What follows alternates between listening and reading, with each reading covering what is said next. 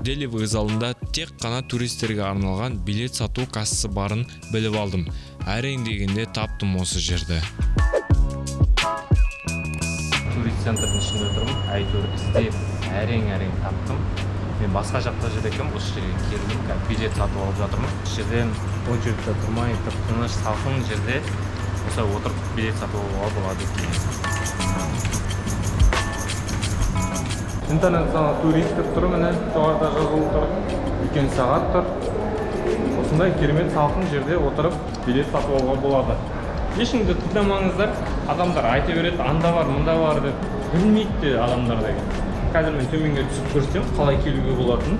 Осындай суреттер салынған. Мүмкін сіздер келген кезде суреттерді бұлай.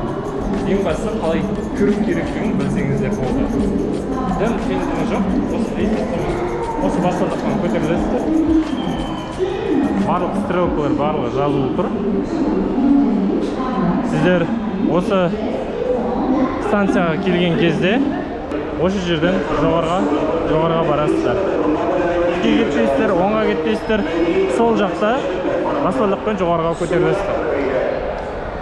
Дәл мен сияқты жасасаңыздар, ешкімді тыңдамай, сіздер билеттеріңізді оп-оңай сатып аласыздар.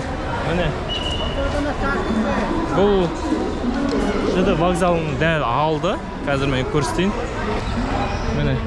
Дәл осының алдына көшеден кіресіздер, жоғарыға барасыздар да билет сатып аласыздар.